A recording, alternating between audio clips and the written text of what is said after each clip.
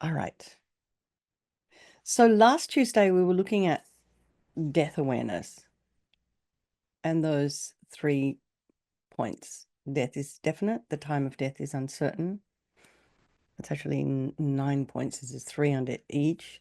And the only thing that's going to be valuable to you at the time of your death is what's in your mind. So I think we were somewhere in the middle of the time of death is uncertain. So I'll continue on from there and I might backtrack a little bit to catch you up. So good morning. Everyone's still dropping in. Okay. So let's just settle again into a nice, comfortable seated posture. And has anyone here not done the 9-round breathing practice? Everyone knows what that is? Allison, you've opened your mouth. Looking for the hand, but no, I have Okay. not. Okay. All right. So I'll walk you through it. I've noted Okay. that. Thank you. Okay. So let's just again feel the sensation of the soles of your feet on the floor, the weight,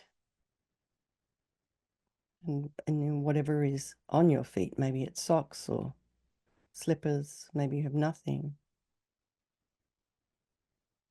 Just get in touch with what you're sensing. Have your feet about a hip's width apart.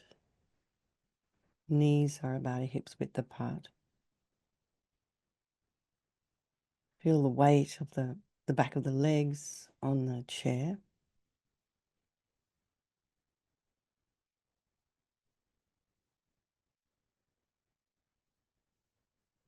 And your sits bones in your chair. And perhaps you have a little cushion underneath your coccyx that just helps you to align the spine a little better. Just angles the pelvis and just enough for you to be able to sit a little straighter. So now imagine you've got your shoulders aligned with your hips. And as much as you can, your ears align with your shoulders. And now just imagine you have this beautiful long spine with space in between the vertebrae. A beautiful string of pearls of light. Just imagine you're lengthening your spine.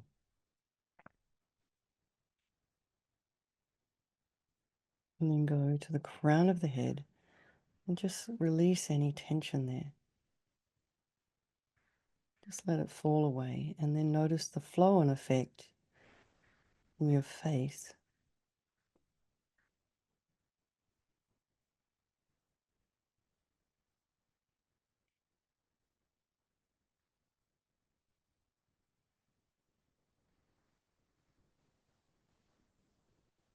Just release any tension in your face and then allow the back of the head to relax, the scalp and the shoulders,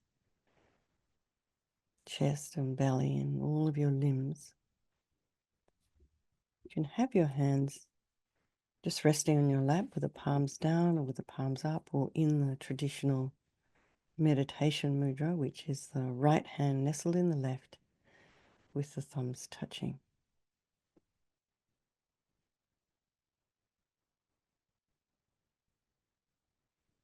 Somewhere Rinpoche, Lamso Rinpoche used to talk always about this mudra activates the bodhicitta channel. So there must be some points in the thumb, something. I'll look into that. I still haven't found an answer because Rinpoche passed away. But he talked about it frequently.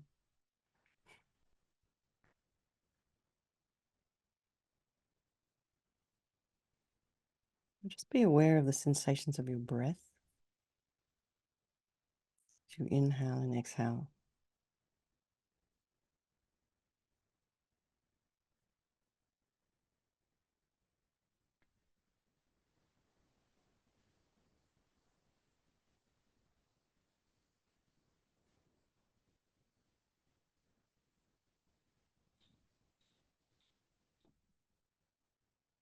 nostrils, chest cavity, and then maybe your belly even.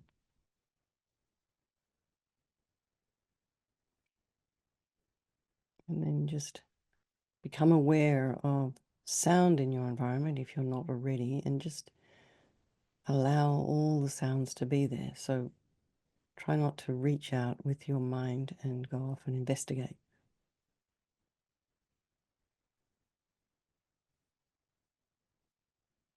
And then just check in with yourself this morning. How are you doing?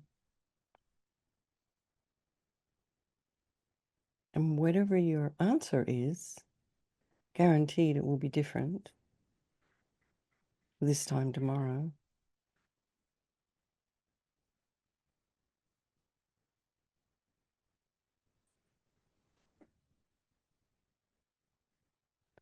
So just allow the thoughts to arise and abide.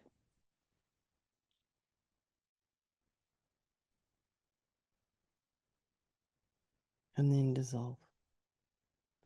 So once you're aware of what it is you're thinking, what stories you're following, you can decide whether they're serving you or not, whether they're even true or not.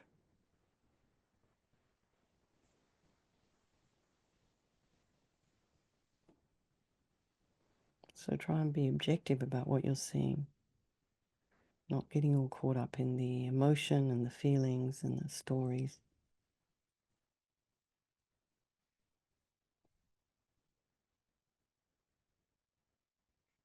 So just briefly bringing to mind all the people of your life, the ones you really love, your friends,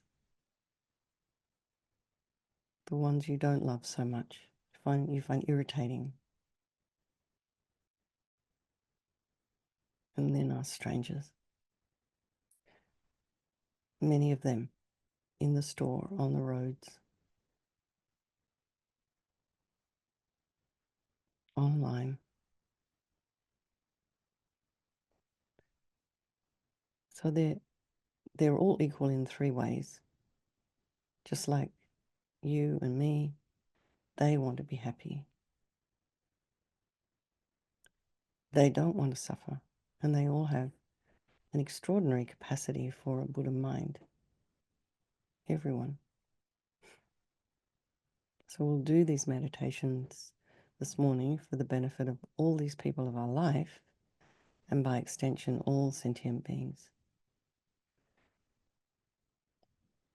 So this 9-round breathing practice, we're doing it the way Lama Yeshe taught it. And so you start, its other name is called Dispelling the Airs. It's a preliminary practice for some of the more esoteric practices that are done in Tibetan Buddhism. It can be done, however, by anyone. And it really helps just on a conventional practical level, helps you to get grounded. So we have this central channel. So many of you have done yoga, you'll know about, they talk about the central channel and the chakra system. So at each chakra point, we have kind of, sort of, they call nadis, little kind of more little tiny little energies spreading out, except they get all kind of knotted with negative thoughts, with illness, many things. So dispelling the airs kind of implies to me that you're kind of cleaning out these channels. There's a more advanced version than what we're doing today, but we'll just stick with white light. So now and we're doing a little bit of left-right cross-brain patterning. So just very gently close the left nostril with the back of the right index finger. So I'm opposite to you. I'm not mirroring you. So breathing in through the right nostril, imagine you're breathing in this beautiful light.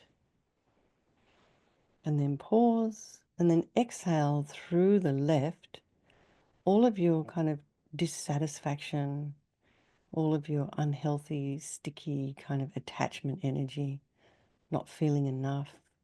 Just breathe all this out as thick black yucky smoke, and that disappears into space. doesn't pollute anything. And repeat 2 more times, breathing in light through the right. Nice full breath, not too hard, not too forceful. Pause like at the top of a swing, and then exhale all of this unhealthy attachment and desire and dissatisfaction. And breathe in light through the right. Pause and exhale through the left all of your unhealthy dissatisfaction, attachment, addiction type energy. Then change hands and very gently just kind of close the right nostril with the back of the left index finger and breathing in through the left nostril, light. Pause, exhale through the right, all of your anger, bitterness, grudges, jealousy, just breathe it all out. Again, thick, black, yucky smoke. It just leaves your body. Breathe in light through the left. Pause, exhale through the right, all of your anger.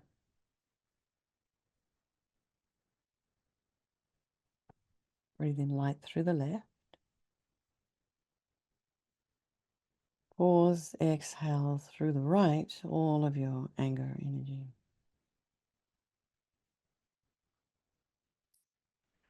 Breathing in through both nostrils, light. And pause and exhale all of ignorance. So in Buddhism, ignorance is referred to as not understanding or appreciating this natural law of cause and effect, karma, and then also not understanding or appreciating that things don't necessarily exist the way we think they do. So not understanding that. On a conventional level, if those two things don't make sense to you, it's also, you can just start with conspiracy theories, create a lot of confusion. So ignorance is confusing. You also can't get from point A to point B in a car without a map. So, you can make it very simple if you wish. So it can be whatever ignorance means to you right now. So breathing in light, pause, exhale through both nostrils, all of your ignorance energy. And one more time, breathing in light, pause and exhale all of your ignorance. So now you just imagine you've cleaned the dust off the mirror of your own wisdom. And really believe that you've done that. So your mind should feel a little clearer, so you can see how this is a great meditation to do as a preliminary before you do your own practice. So now we were, in this death awareness meditation, we looked at last week, death is definite. And we all know that. And then this week, then we got to sort of the end of the time of death is uncertain.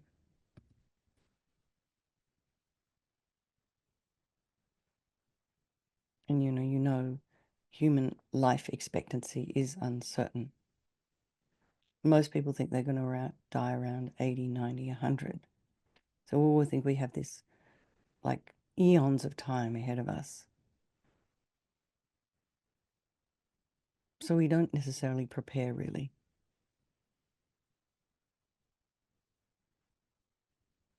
So life can end at any point, however, and we know that. We've see it in the news, we know it in our own circle of friends and family.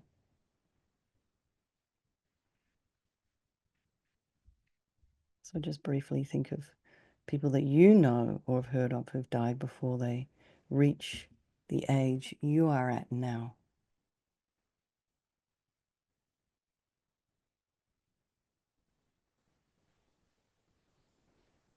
And then many causes of death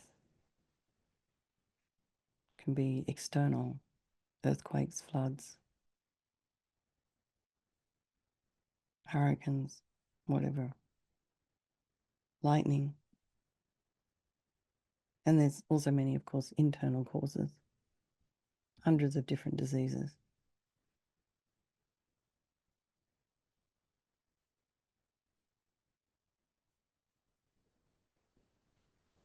Sometimes food can be contaminated.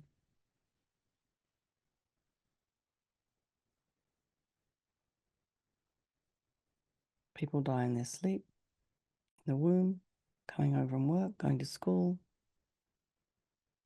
cooking dinner.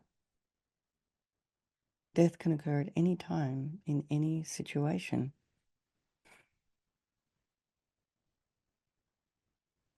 So maybe bring to mind cases of people that you know or have heard of who have died and think of how they died. And any of these things can happen to you as well.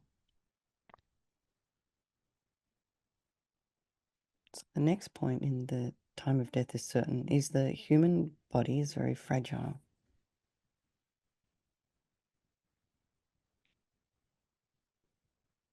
And I think we know instinctively it is, which is why we go to great lengths to protect ourselves.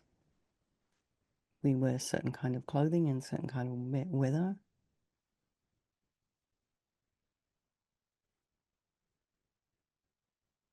We prefer to drive in a more solid, maybe a little bit larger car. Some people are happy on bicycles on the road. I feel a little unsafe.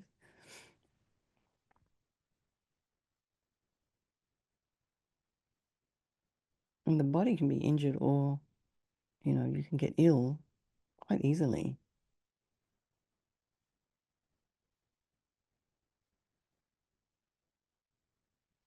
I know when I had COVID, I went from feeling slightly tired to having quite a high temperature within hours. So I went from swimming, 70 lengths in the pool several times a week to not being able to do terribly much at all. So right now we all feel, energetic and healthy and secure. But something as tiny as a little virus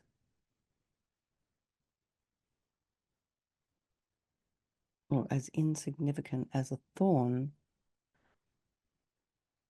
could drain your strength and lead to your death. So we all know what happened during COVID. Many, many people died. Tiny little virus.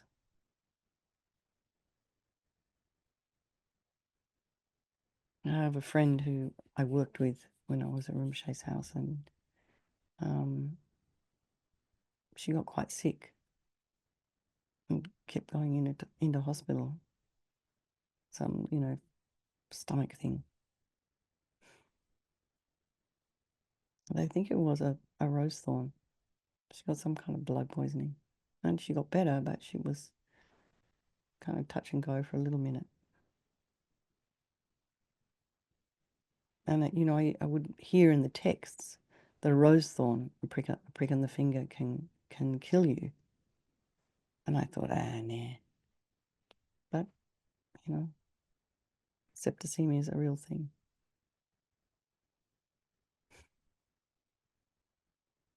So think about times you've hurt yourself, injured your body,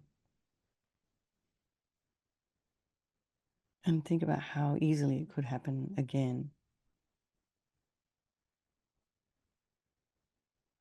And maybe even cause your death.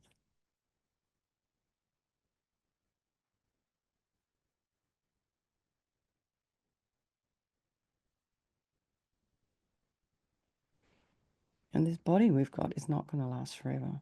In the course of your own life, you might manage to, stay reasonably healthy and not have many accidents. As the years roll on, your body is going to degenerate, lose its beauty and its vitality, and finally you'll pass.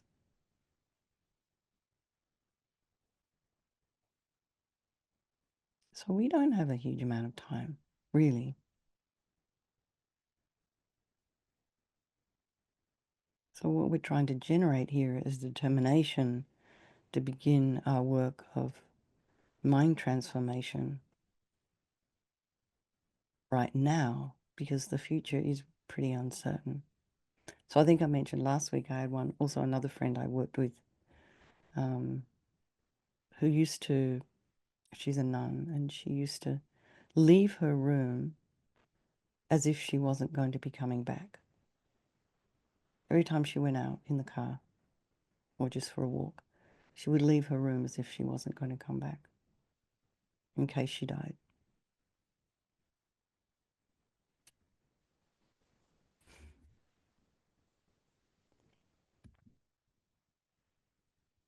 So now we come to the last point in this meditation, which is the only thing that can help you at the time of your death is what's in your mind. In the text, they talk about your spiritual insights. That's all that's going to help you. So no matter how much we have acquired or developed throughout our life in terms of, we have family, we have friends, we may have a certain amount of wealth, power, we may have traveled a lot, we have tons of experiences. None of it goes with you at the time of your death.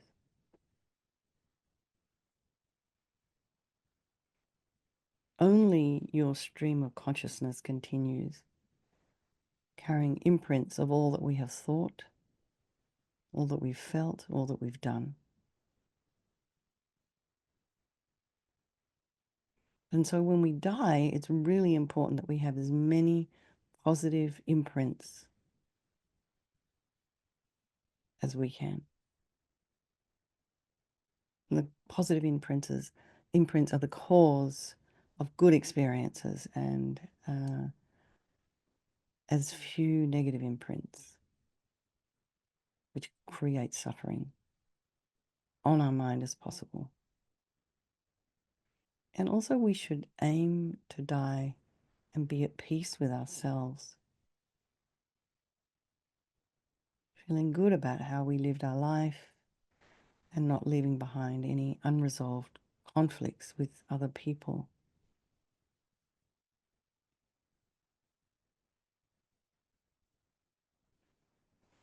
So the only thing that's going to truly benefit us at the time of death are positive states of mind.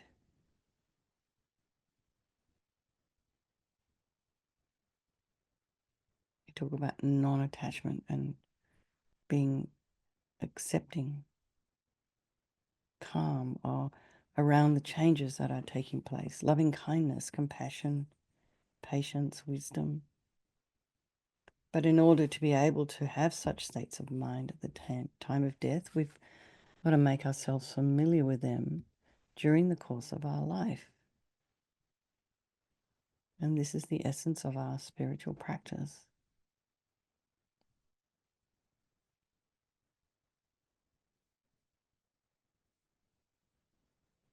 So you familiarize yourself with compassion and kindness. I mean, towards yourself, you've got to start there.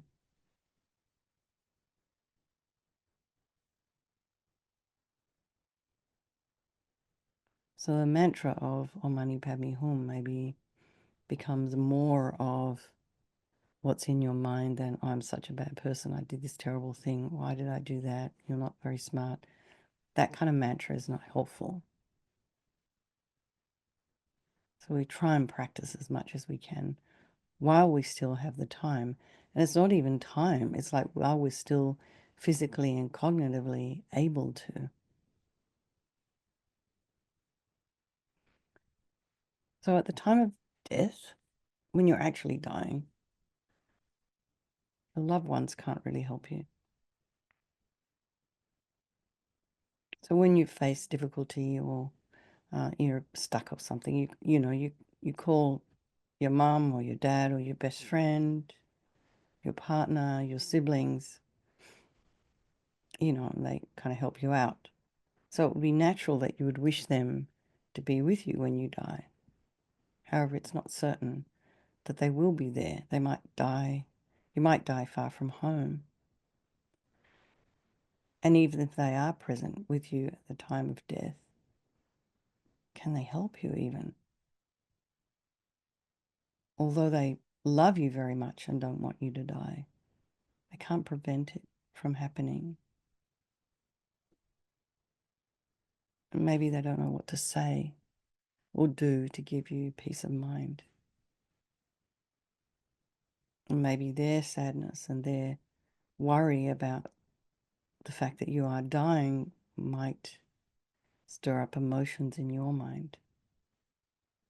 Well, when we die alone. No one can come with us.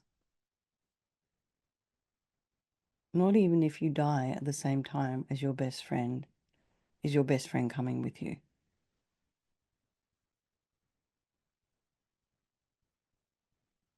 No one can accompany you. And if you're unable to accept this and let go of our attachment to our loved ones, our mind will be in turmoil, make it very difficult to have a peaceful death.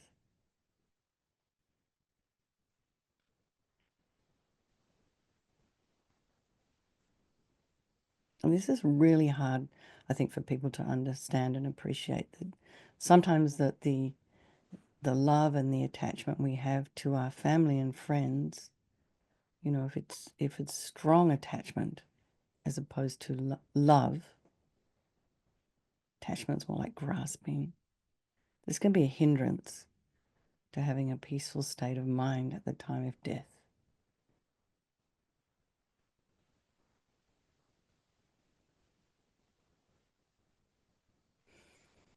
Your possessions and your enjoyments cannot help. So your mind will probably also think of your possessions and property, which occupy a great deal of our time when we're alive. Pleasure and satisfaction and enjoyment, but you cannot bring that beautiful new car with you. And your wealth might be able to provide you with a private room in hospital and best medical care, but that's all it can do for you. Cannot stop death from happening. Can't take any of it with you when you die. And you might be even caught up in worrying about all your material things. Maybe did you write a will?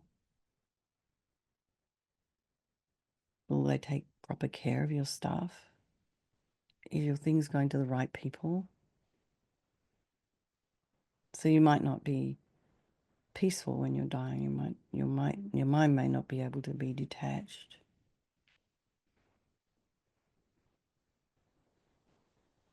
Contemplate these points and see if you can understand the importance of learning to be less dependent on and attached to material things. This does not mean you have to give everything away. It means you just be less attached to it while you have it. And your own body can't help. Your body has been your constant companion since the time of your birth.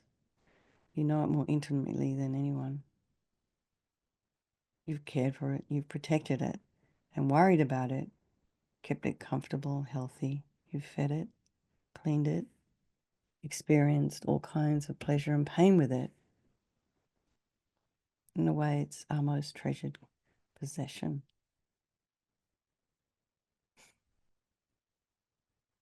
But now you're dying, and that means you will be separated from it.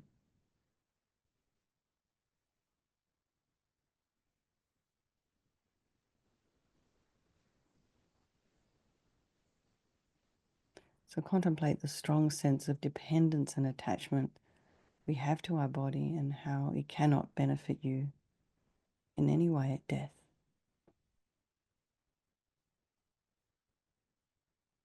Regret about leaving it, fear will only compound your suffering.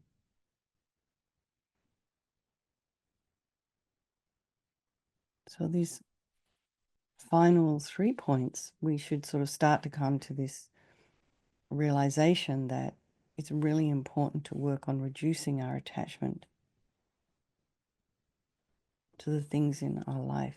And again, it doesn't mean you give your things away. It doesn't mean you don't take care of your body. It doesn't mean to tell you don't take care of your friends and family. Just be aware of the extent to which you're kind of maybe you might be grasping at them. And we need to take care of our mind. It's the only thing that's going to continue to the next life. Taking care of the mind means working on decreasing the negative states of mind, such as anger, grasping, attachment, and cultivating, focusing more on positive qualities, loving kindness, compassion, and wisdom.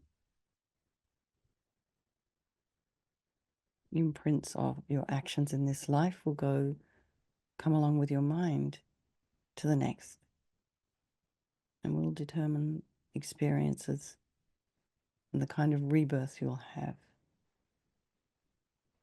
So at best, just try and refrain from negative thoughts, negative actions, and create positive ones as much as possible.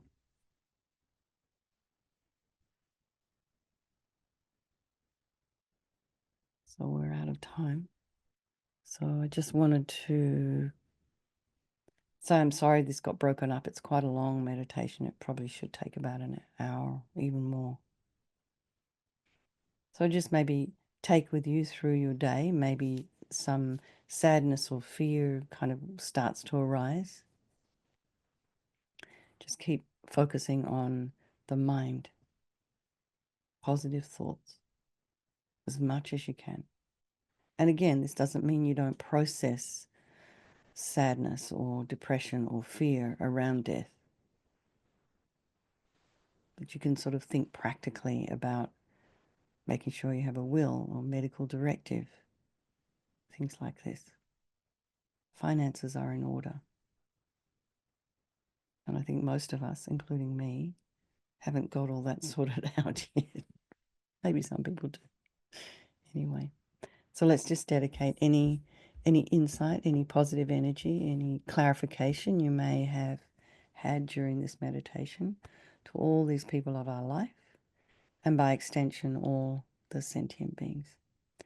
Mary, thank you very much for hosting. Alison, a bit of a heavy topic for your first time here, but I hope there was some benefit there for you. All right. Okay.